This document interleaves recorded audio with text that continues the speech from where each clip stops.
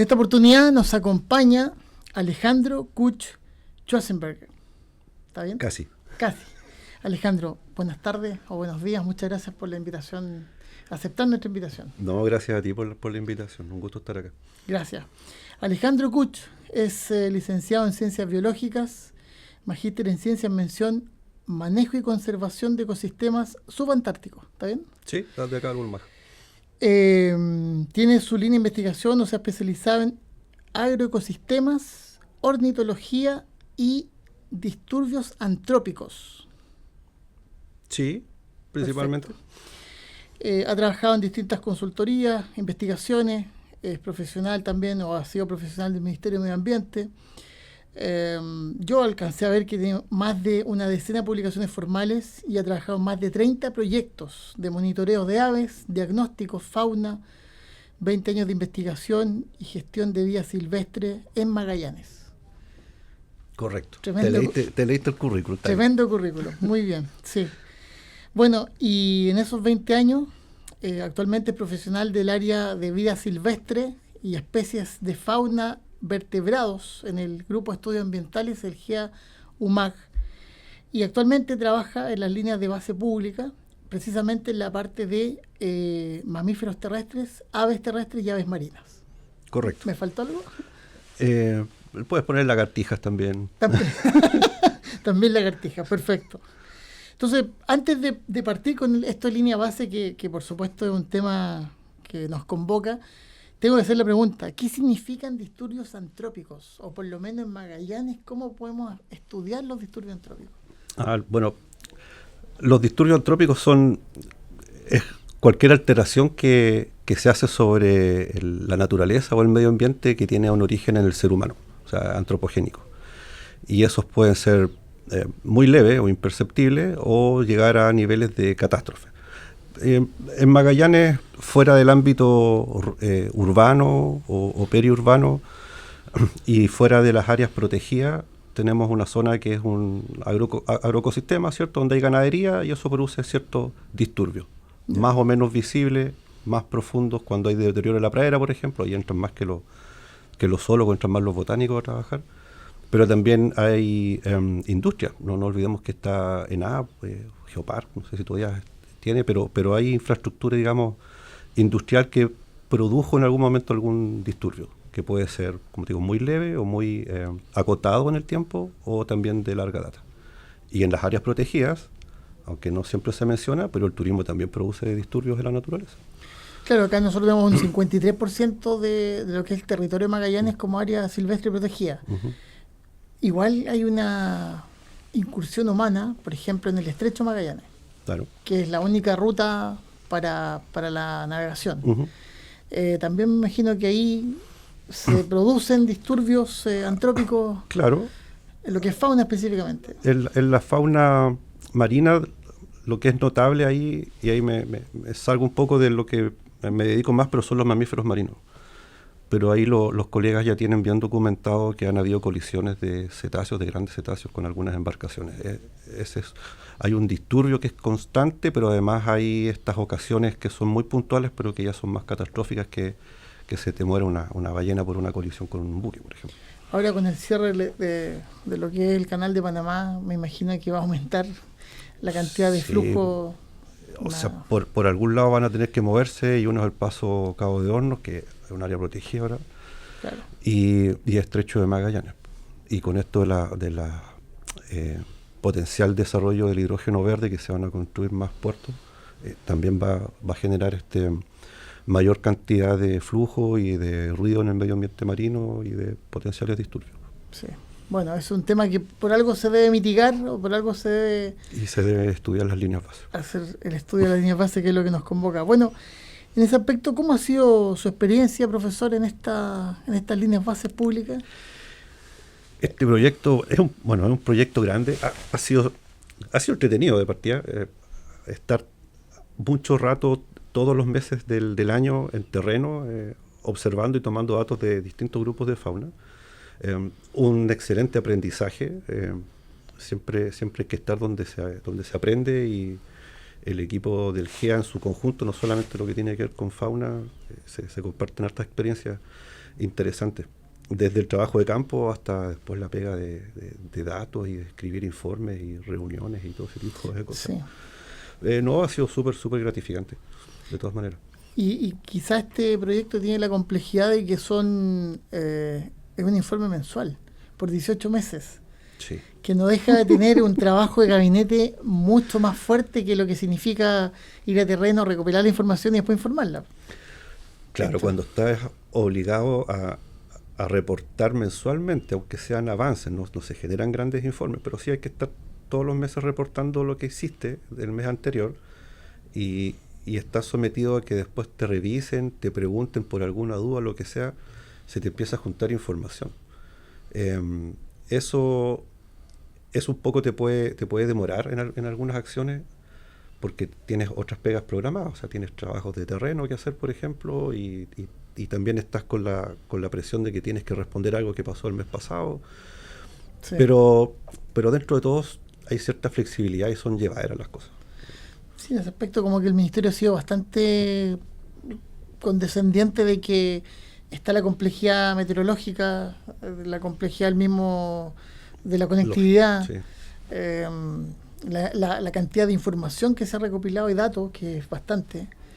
Claro, si tú sumas no solamente lo que es la fauna terrestre o lo de vertebrados, si le sumas todo lo que se hace con flora y vegetación, que fue gigante. Ellos concentraron su esfuerzo de trabajo de campo solo en el periodo ahora estival, digamos de noviembre, diciembre hasta ahora marzo, pero juntaron más de 50 días de trabajo de terreno en más de un grupo. Eran 2 o 3 camionetas de repente diarias saliendo. Sí. Nosotros en Fauna prorrateamos, digamos, el esfuerzo tal vez parecido, unos 60 días, no sacaba bien la cuenta, pero nosotros empezamos en enero del 2024 y terminamos hace 2 semanas. O sea, todos los meses salíamos a terreno por una u otra actividad, porque teníamos una diversidad de grupos de trabajo y de formas de trabajar distintas.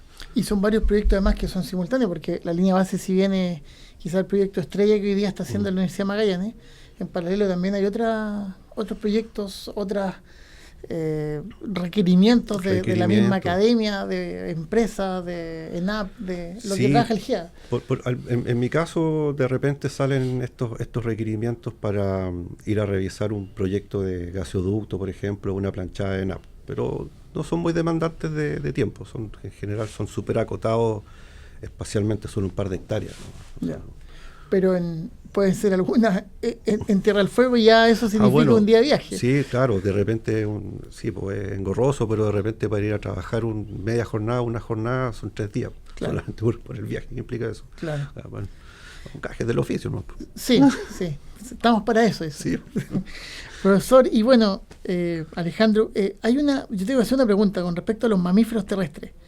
¿Qué pasa con el famoso, el tucutucu? O tuco-tuco. Tuco, el Ctenomys magellanicus. ¿Es una especie, digamos, invasiva? ¿Hay problemas en Tierra del Fuego? No, es una especie que es nativa. Es nativa, que tiene una subespecie, que tuvo una subespecie en Isla Riesgo que ya se extinguió, o sea, varias decenas de años.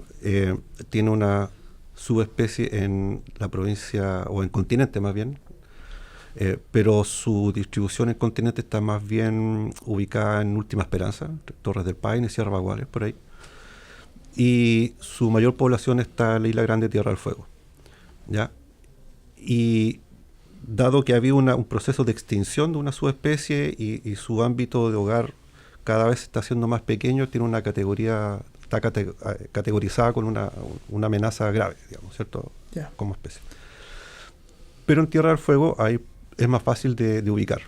Sin embargo, no es que tenga una amplia distribución tampoco. O sea, nos costó bastante encontrar o prospectar para encontrar lugares nuevos, más allá de los que se conocían. ¿Y en riesgo significa que se puede extinguir en caso de que no se tomen las medidas o ciertas mitigaciones? Porque en realidad... Sí, eventualmente es una probabilidad, pero tendrían que ocurrir, digamos, sucesos de depresión, de deterioro de su hábitat muy grandes como para que llegue a extinguirse. Yeah. Todavía no sabemos tan poco esa especie que es súper prematuro hablar de cómo está su población. al menos en Tierra del Fuego. Sabemos que hay unos núcleos que están bien establecidos, lugares donde se supone que podrían estar no hemos encontrado, pero hay que pensar bien qué pasa con esta O sea, población. todavía no hay censo, por ejemplo, en Tierra del Fuego de esta No, especie. de partida porque es un roedor que es subterráneo, o sea, Ya. muy pocas veces se ve. Más complejo también. Tú ves la madriguera y cada individuo vive en una madriguera que tiene unas galerías subterráneas, que tiene varios agujeros de entrada y salida, pero tú en un par de hectáreas, donde ves un montón de túmulos de tierra y hoyitos, no sabes cuántos individuos hay. No sabes cuántos agujeros en la tierra hace un individuo, digamos, o cuántos agujeros hay por casa. ¿Cachai? Entonces, hacer un censo, no, de esa manera no se Es puede. casi imposible. Hay que pensarlo de otra manera, ya no solamente observarlo, sino que hay que hacer trabajo de empezar a sacarlos de la madriguera, capturarlos, ponerles marcaje, ponerles ojalá un transmisor, y de esa manera empezar a ver cómo es su dinámica y de alguna manera después extrapolar al rango de distribución completo. Y ya, por ejemplo, en este caso, esta especie, otra, en países desarrollados, ¿ocupan tecnología, aparte del marcado, como para poder medir o censar, que sea que intervenga lo menos posible? Porque en realidad eso se busca. Hay dos formas. Roedores subterráneos, no necesariamente esta misma especie, en el hemisferio norte no está esta especie, no está este género.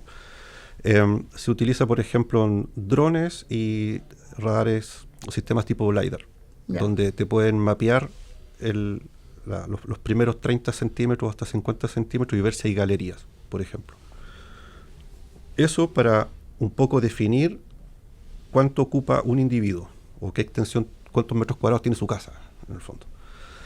La otra opción es que una vez que tú ves que hay actividad de estos roedores, los capturas con una trampa captura viva, que es como una típica trampa de ratón tipo Sherman, pero un poco más grande, más voluminoso y gordito estos ratones, y les pones un transmisor tipo GPS, por ejemplo.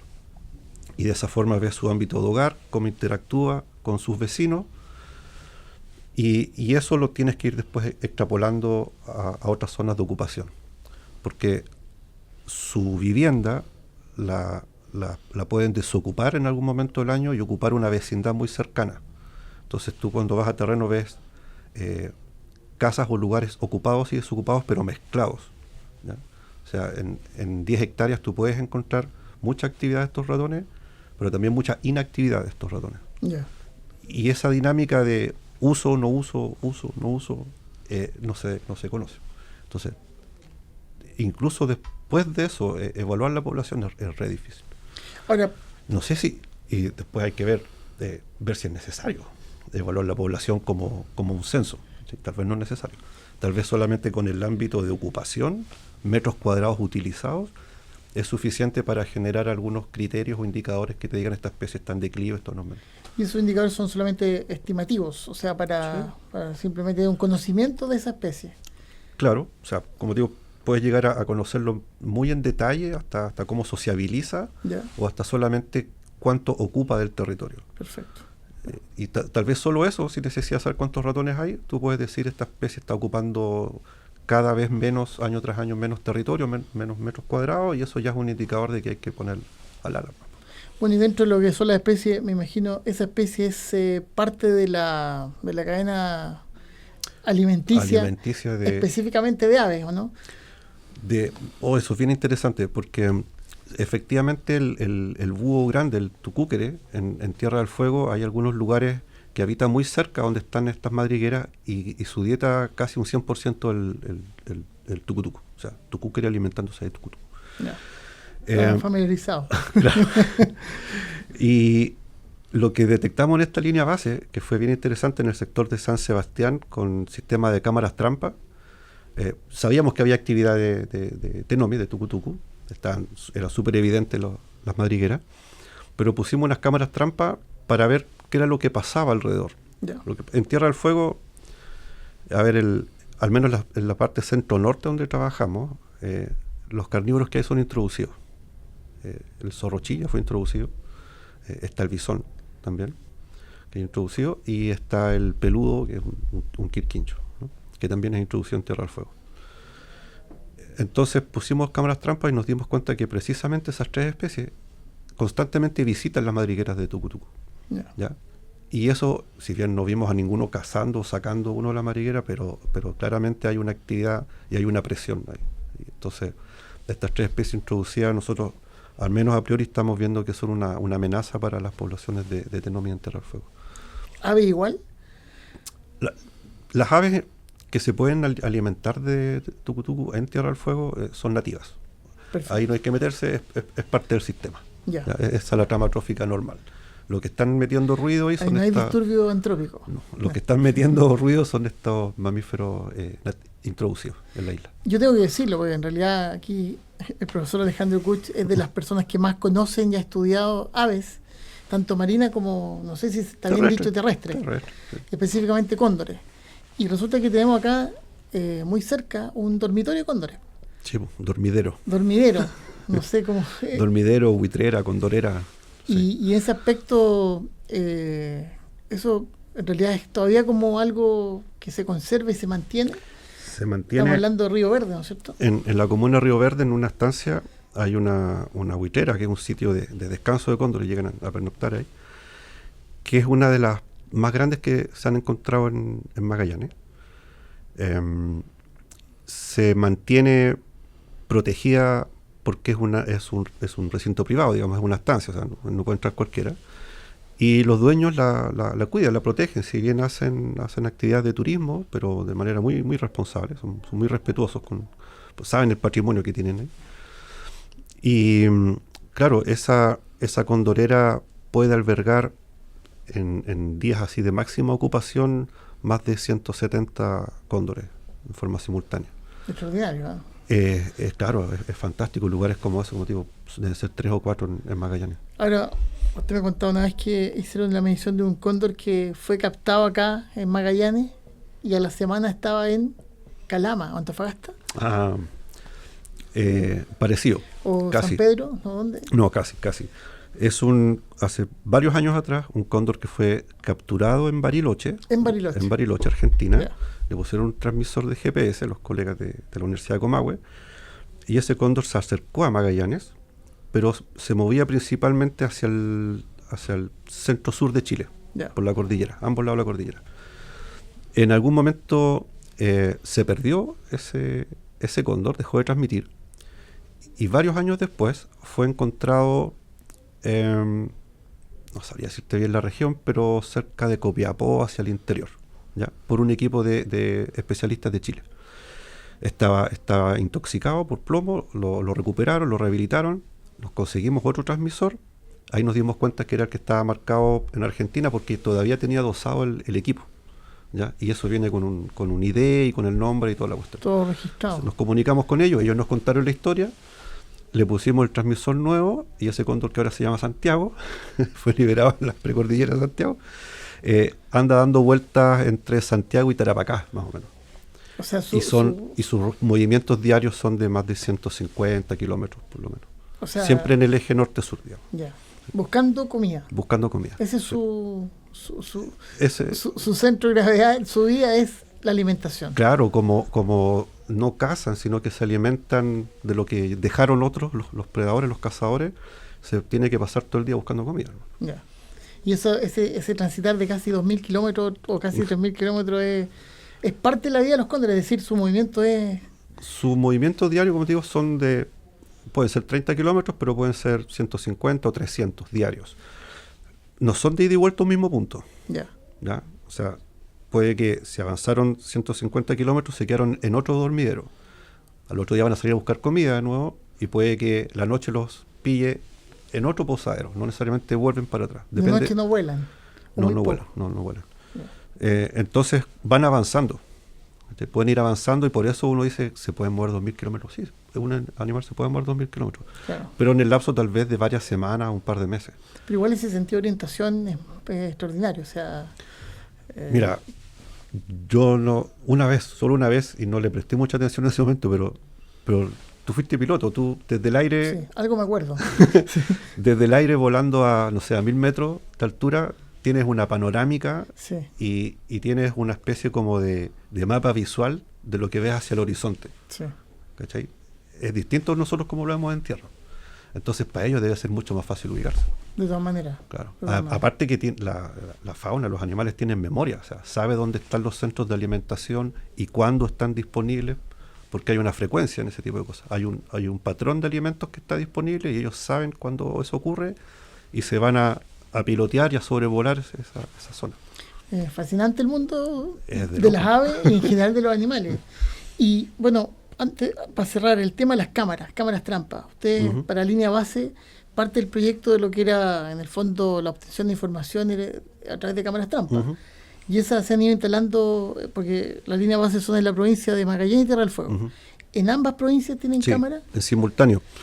Trabajamos con 65 cámaras trampa en total. 35 en continente, 30 en Tierra del Fuego, y esas las dispusimos entre Río Verde hasta la altura o a la cuadra de Oasis Harbor, más o menos. Como en un gradiente de vegetación, desde el borde de Bosque de Ñirre hasta una estepa, un coironal más seco. En una forma como de grilla, separadas más o menos a la misma distancia. Porque la idea era detectar principalmente especies de mamíferos carnívoros, que son principalmente o crepusculares o nocturnos, por lo tanto la cámara de trampa es la mejor herramienta. ¿Con infrarrojo? Con infrarrojo, sí. Detector de movimiento se activa el infrarrojo. Y abarcando todos los tipos de ambientes que uno puede encontrar en la estepa patagónica. ¿Y el centro de gravedad son carnívoros o lo que sea? O sea, la cámara va a detectar cualquier cosa que se esté moviendo. O sea, ahí tenemos hasta videos de polillas dando vueltas frente a la cámara. Pero nuestro foco, nuestro rescate de información principal son los mamíferos carnívoros. Perfecto. ¿Y esa información completa va a entrar después a esta base de datos de línea base pública? Claro. De acceso público. Claro, estamos limpiando la información. Todavía quedan revisar alrededor de 7 cámaras que estuvieron trabajando el último mes. Pero lo interesante es que en continente pillamos todas las especies que son potenciales de encontrar, es decir, las más comunes, el zorro gris, zorro gris o chilla, el zorro culpeo, el peludo patagónico, el quirquincho, también el chingue, y de ahí el quique, que ya no es tan fácil de ver durante el día, que es un mustélido, y también pillamos al puma y al gato de Geoffroy o gato montés.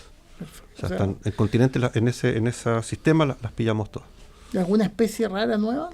No nueva, sin embargo el gato Geoffroy, que es súper conocido para la zona de Torres del Paine, donde igual hay cámaras trampa, pero también hay mucha gente dando vueltas y se lo puede encontrar.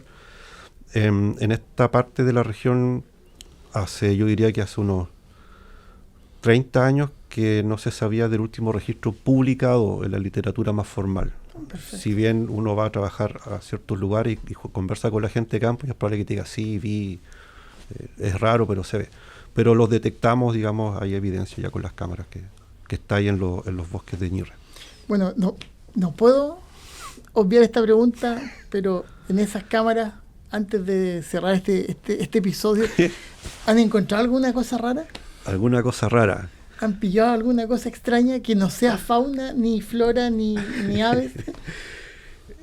Curiosamente sí, en una cámara que estaba al borde de una vega, bastante lejos de cualquier camino público, sin actividad de huellas interiores donde transiten los estancieros, y enfocada hacia un plano, a un horizonte, digamos, bastante plano.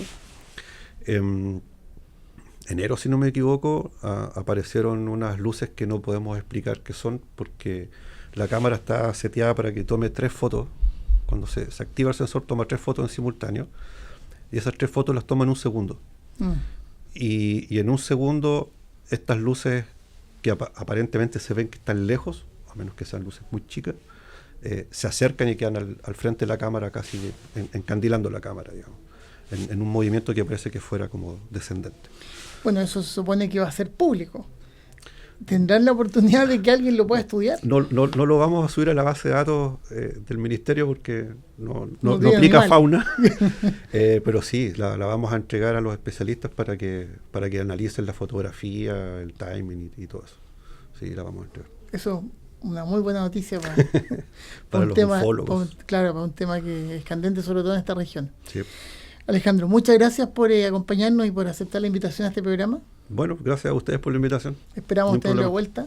Sí, mientras sea para hablar de Foo Fighters y cosas por el estilo. También, si quiere. Y nos despedimos. Muchas gracias en este Línea Base Pública, este proyecto de 18 meses, quizás con extensión, en el que está trabajando nuestra Universidad de Magallanes y que va a ser historia, porque es la primera base de datos pública que se va a proyectar en Chile. Muchas gracias y nos vemos en el próximo capítulo.